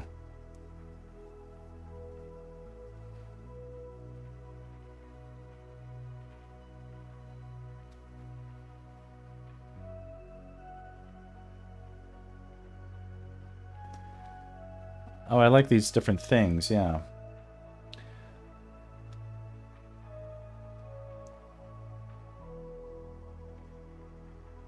To me, they seem very, like, distinctively different.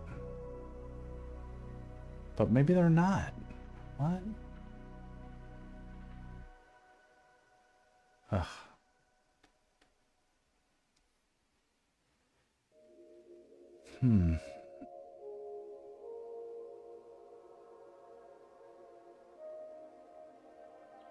Yeah, it's too hard. Too hard for me to be sure, to feel sure one way or another, right?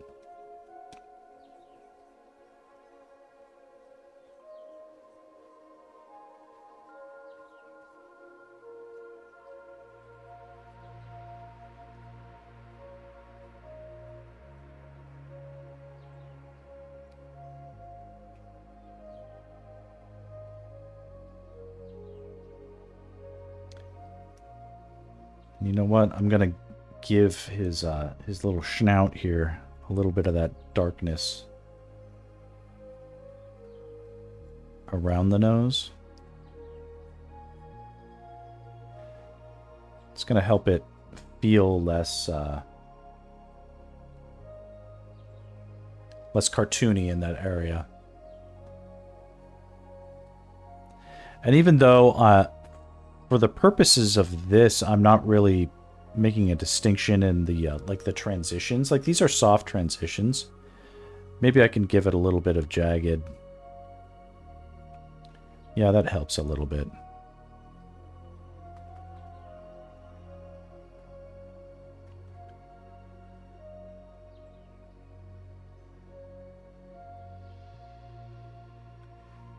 My process doesn't really work well where we've got separations in the color that have edge transitions, like gradients between colors.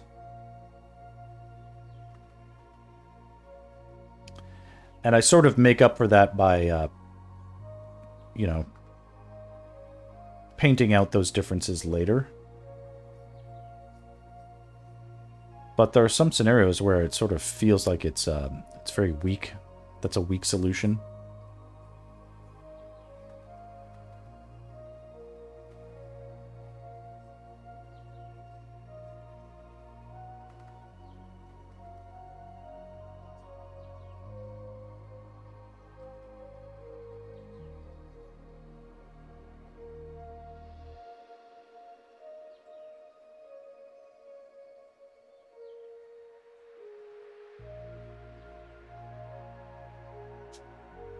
I use a textured blending or blur brush for those transitions. Yes.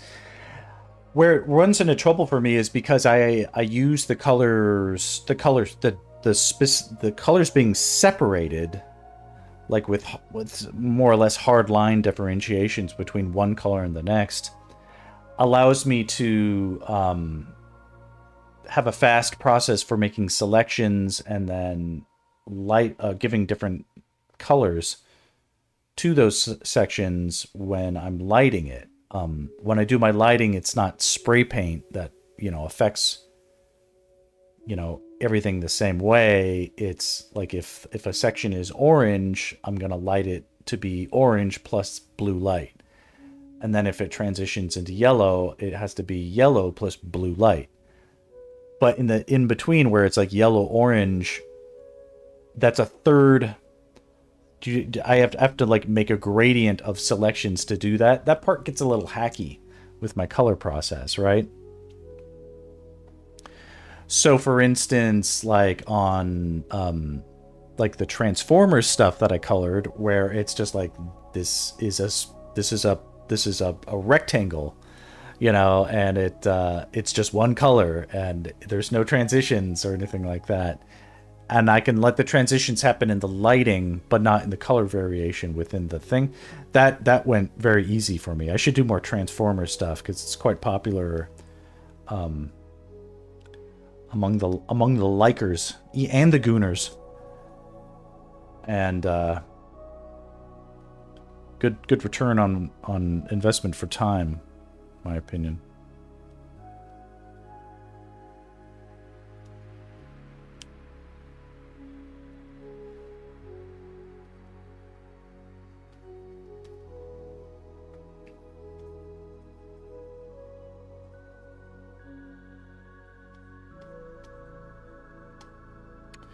About 10 minutes before I gotta get my kiddos.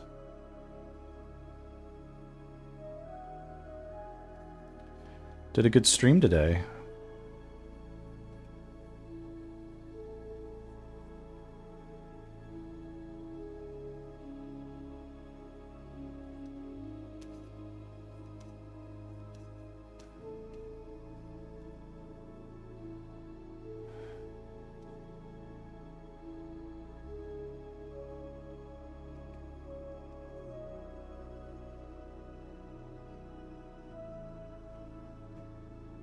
And Sherigan uses that shape in a tomo, a traditional Japanese swirl or kama-like shape,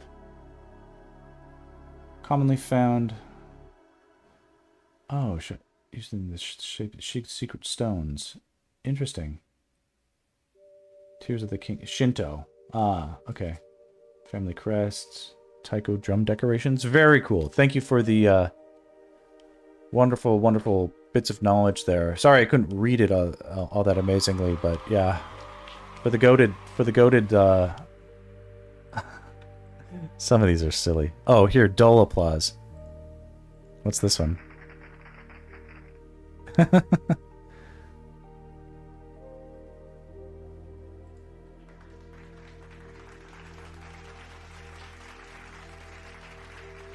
Anyway.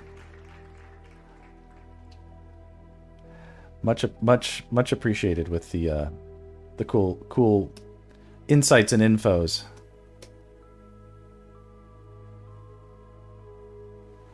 There's a little bit of this color around the rim of his ears. Let's make sure all that gets in.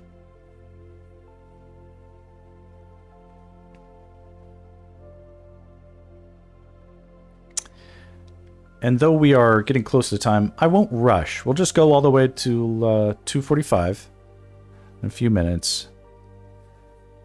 And then call it a stream. And then I'll pick it up another time with we'll finish doing the chain or whatever, make sure all that's accurate. I don't think there's enough time just right now to do it justice.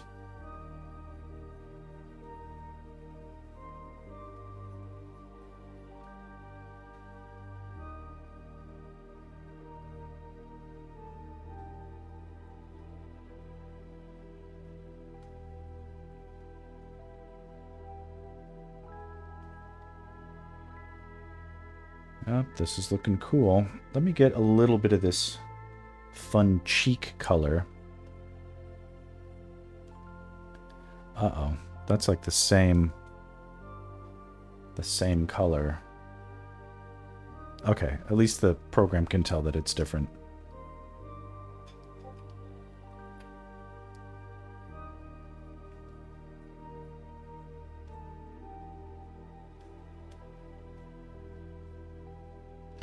Excellent use of the Discord today. People giving me the, look at this great stuff. Ooh, that looks nice. Are we sure that's not an AI picture right there? Looks a bit AI-y, but I could be wrong. If it's goated, it's goated, but I gotta be honest. Some of that is given some AI. But I won't,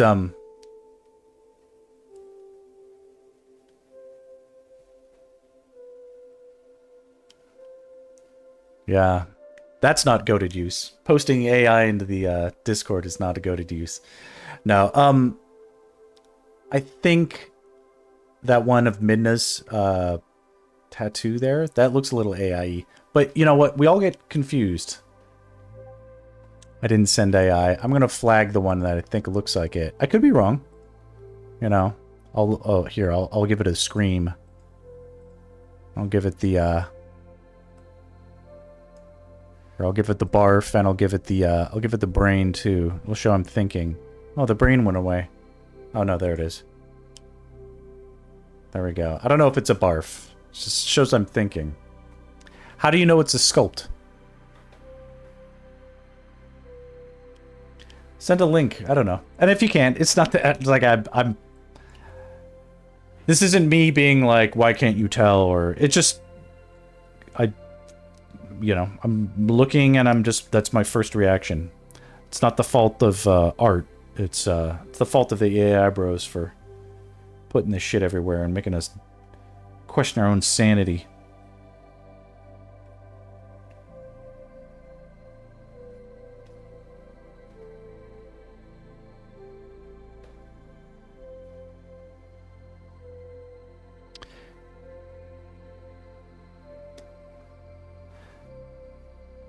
We'll post the sculpt so I can buy it for research purposes.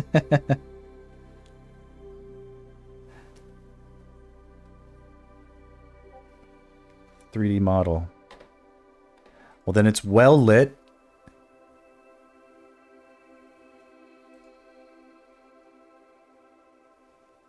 All right, we're gonna give this guy a shout out for making goated art. 3D printable. Hopefully that's accurate. The tattoo part looking printable looks good. It's some of this stuff over here. And you know what I noticed is, so whether or not this is like real or not isn't something I'm going to be able to get to the bottom of. Let me point out some things that do look a little suspicious. This guy probably... Here's probably what happened, if you don't mind me saying.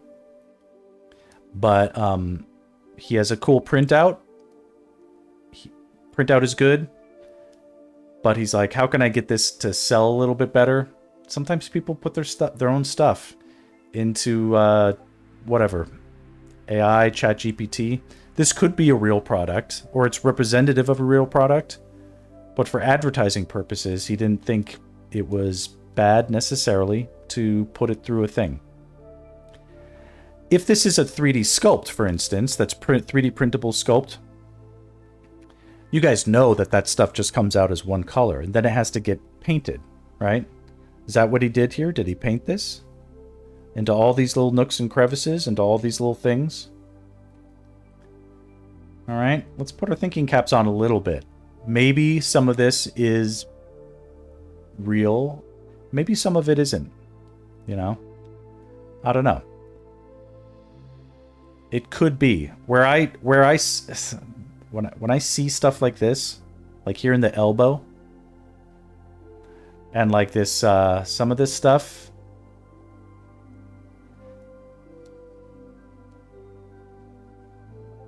you know, I don't know.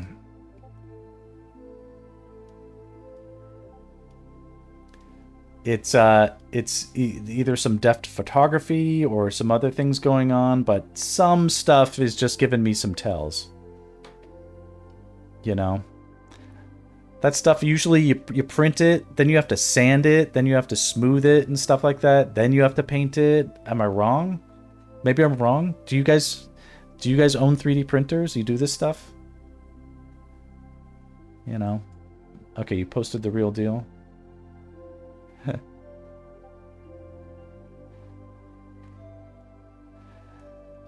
I don't want to be zooming in on necessarily this isn't like a "you're wrong, I know I'm right" kind of a thing. I don't know if I'm right. I'm explaining like where my sense of incredulity is coming from.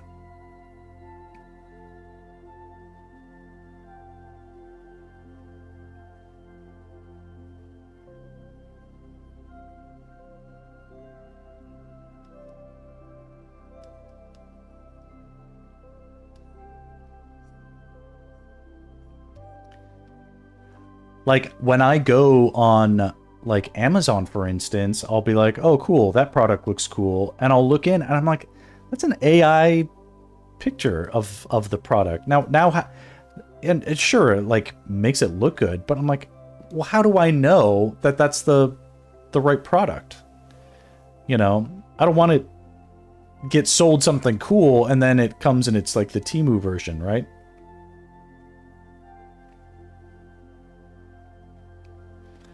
Not to spur a vigorous debate, but like it's sort of in this opportunity, like we have to always be sort of like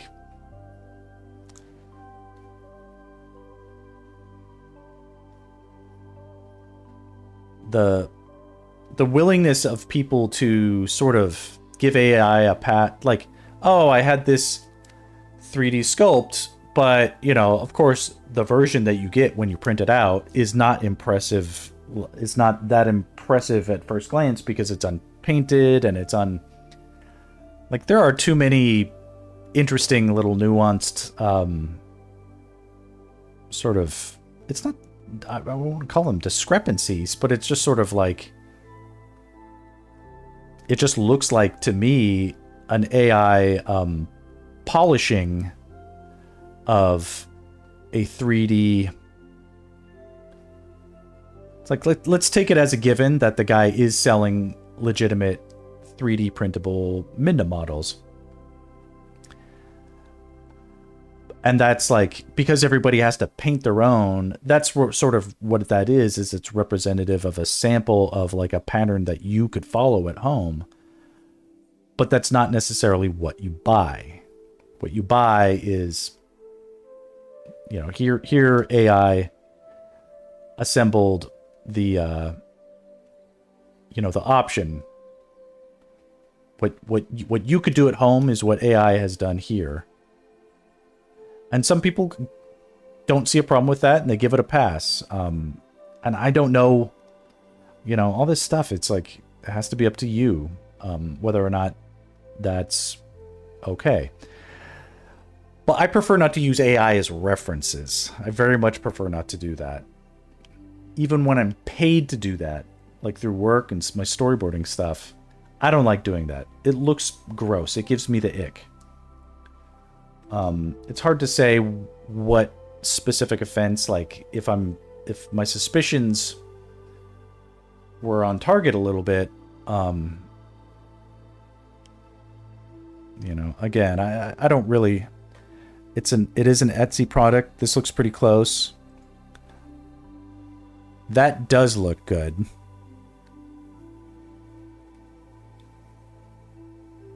Okay, we're going to bring this in chat, because this might be the redeeming source that I was hoping for and looking for. Very good, very good. Okay. Setting aside whether or not that other one was... Here, we can compare the two. Let's just bring them up. And then I gotta go. Okay. This convinces me that the real product is there.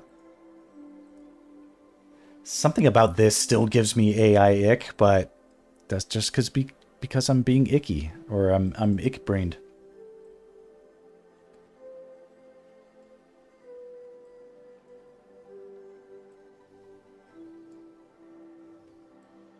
Oop. See how close of a comparison we can get.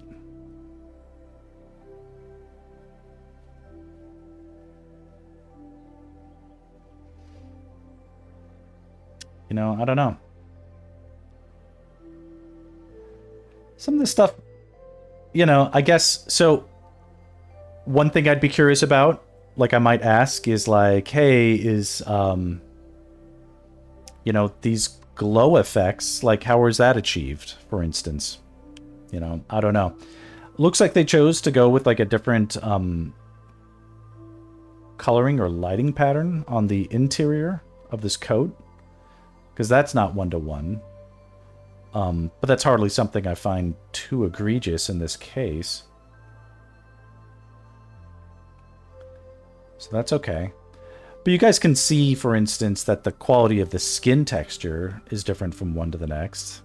Is that lighting? Does that explain it? You know, I don't know. The model itself is good. I can see the artist took some liberties. I like this. And I would justify using this as a model. This looks like AI. That's just how it looks. Some of this stuff, especially like, you know, and I don't like that that's the way it looks, but it does. It just looks like it. But that's just me being sensitive to certain AI tells, I guess. There's really no way to definitively prove. Like, as far as I know, there's no real way of knowing. You know? And then I feel bad because it's like I'm calling stuff like this out on the on a public forum and on the stream, you know. But this looks goated. This is totally fabulous. And I hate the way we live in a world where I have to be suspicious of all that I see. But listen, I'll heap my praise onto this, and this I'll reserve judgment. You know, it's impossible to have any deciding factors one way or another.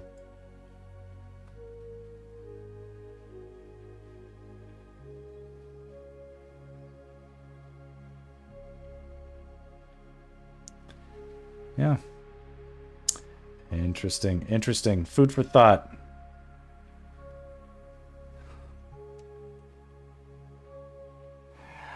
Weird rabbit hole. Yeah. And yeah, you have to hate that this is the world we live in. Something must be done, you know? But it's weird. It's like a lot of people... you know, and I was like, I'm guilty about this the other day where I was like, oh, I can use like Google's AI to find cool moments in my like my videos, and Danny was like, snap out of it, you know. And I was like, ah, shit, you're right, you know. It's like like the sculptor obviously wouldn't want to be accused of AI, and I'm not saying he necessarily did, but it's like, you know, we've all seen it where people don't, like musicians who don't use AI to create music will use AI to make cover art for their albums and stuff like that, right? And it's because it's like, well, you know, we all have our different justifications of stuff, but it's like, I don't like it when they do that. And when they do that, it makes me think, well, how do I know that the music isn't AI if you're doing that? And of course, people who do use AI to make music definitely use AI for their cover art and stuff. We did our due diligence and research at least. I guess I'll say that I set a good example by not just rotely swallowing every damn piece of Midna art that comes my way. Some of that stuff is AI, and I don't like it either. But listen, a goated sculpture is a goated sculpture. We're gonna love on this for sure. And for this, you know what? I'm gonna zoom in a little bit. See if I can do a little offline research, because I'd be curious to know. I'd be curious to know. But you know, the more I look at it, it's just like, what if this guy just did some good lighting, used some different cool paint on the glowy bits? You know, you could make that work. A little ultraviolet or something. I don't know. And then, like, even in our own cameras, like, they adjust stuff to make stuff look cool. I don't know. It's hard to tell. I can tell that there's like some incense smoke in the background. You know, well done, well set up. Hopefully that's the case. Listen, I'm gonna put this to bed. I'm gonna stomp on this. Listen. My judgment is that it's not AI. All right. What does the crowd think? What does the crowd think? All right. Yes. The wisdom of Max. I've levied judgment and absolved this piece. Okay. Wins all around, W's all around, W's in chat for a great stream. Goated art all around, goated audience participation. We did so good today. We got a lot done. Continuing our streak of making gorgeous Zelda art, setting a good example for the young artists out there. And I gotta get going, because it's about time for me to get my kiddos. I'm going to see what else I can do that's right. Click through some of these. Make sure we all get some good max. I forgot to get a good max rant here. We need some of this. Need some of this on my face, yes? And this too. Always got to have it. Let's round it out with the 50-50. I'll be 5 minutes late getting my kids. That's okay.